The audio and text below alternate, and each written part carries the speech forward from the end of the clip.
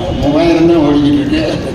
இன்னும் 7000 போகணுமாங்கடா, இல்லாட்டி நம்ம பின்னாடி 7000 பேர் வந்துடுவாங்க, வண்டியில் வச்சு தடுத்து போயிடுவாங்க, நட அப்படிங்கிறாங்க. யாரா உன்னைய நடக்க சொன்னது? டாக்டர் தான். அவர் எங்க? அவரும் தான் பின்னால தொங்க போட்டு வராரு. யாரை இன்ஸ்ட்ரக்ஷன் கொடுத்தாரா அந்த டாக்டர் வகர தொங்க போட்டு புசுக்கான்னு வராரு. நீ தானே எல்லாரையும் நடக்க சொன்ன. நடக்க சொல்லிவிட்டு நான் வீட்டில் போய் ஆம்பூர் பிரியாணி ஒரு புல்ல ஒரு கோழி 65 அடித்தேன்.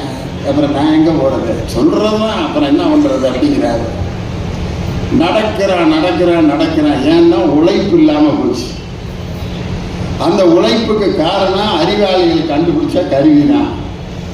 அந்த உழைப்பு இல்லாதனால தான் இவ்வளவு நோய்கள் பெருகி இருக்கு அப்படின்னு யாரு இந்த குரு பேச இல்லை. மனிதனுடைய அறிவு தான் வாழ்க்கையில் அவனுக்கு எல்லாவற்றையும் உருவாக்கி தந்தது அப்படின்னு பேசுறதுக்கு 2 பேச்சாளர். அவர் தான் பேராசிரியர் விஜயகுமார். படிப்பாளிகளே என்ற அணியினுடைய தலைவராக தன் கருத்துக்களை வழங்க வந்திருக்கிறார். சட்ட கலர் பார்த்தீங்கன்னா ராமராஜனை தவிர இந்த கலரில் வேற யாரும் சட்டை போட மாட்டாங்க. மாங்குயிலே பூங்குயிலே செய்தி அதில் கூட கரையாட்ட சட்டை தான் போட்டிருப்பாரு. எந்த பாட்டப்போ ஒரு சட்டை போட்டிருப்பாரு பார்த்தீங்களா?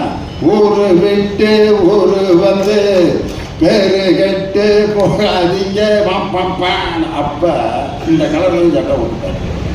ஆனால் இந்த சட்டையை ஒருத்தர் பந்தாவ கம்பீரமாக போடுற ஒரு துணிச்சல் இருக்குன்னா அது எங்களுடைய பேராசிரியர் விஜயகுமார் தான். சட்ட கலர் எப்படி பிரைட்டாக இருக்கோ பேச்சும் அதே மாதிரி தான் இருக்கும். ஆரம்பிக்கும் போது அனைவருக்கும் வணக்கம் கேட்குறீங்களா இல்லையா அப்படிங்கிற மாதிரி இருக்கும். பவர்ஃபுல்லான ஸ்பீச். எஸ்ஏ கலை மற்றும் அறிவியல் கல்லூரியில் தமிழ் துறை தலைவர், தமிழில் முனைவர் பட்டம் பெற்ற அற்புதமான பேச்சாளர். போன வாரம் நாங்கள் இலங்கையில் வவுனியா கொழும்பு 2 ஊரில் நிகழ்ச்சி நடத்தினோம். போன சனி ஞாயிறு அங்கே தான் இருந்தான். இந்த வவுனியாவில் இவர் பேசின பேச்சை கேட்டுவிட்டு எல்லாம் எந்திரிச்சுன்னு கத்துனாங்க. அந்த அளவுக்கு கைதட்டினாங்க. அருமையான பேச்சாளர் விஜயகுமார்.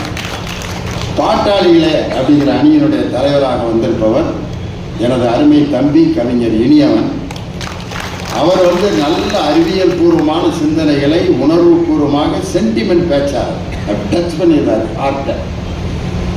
அது மட்டும் இல்லை, இவர் மாதிரி ஒரு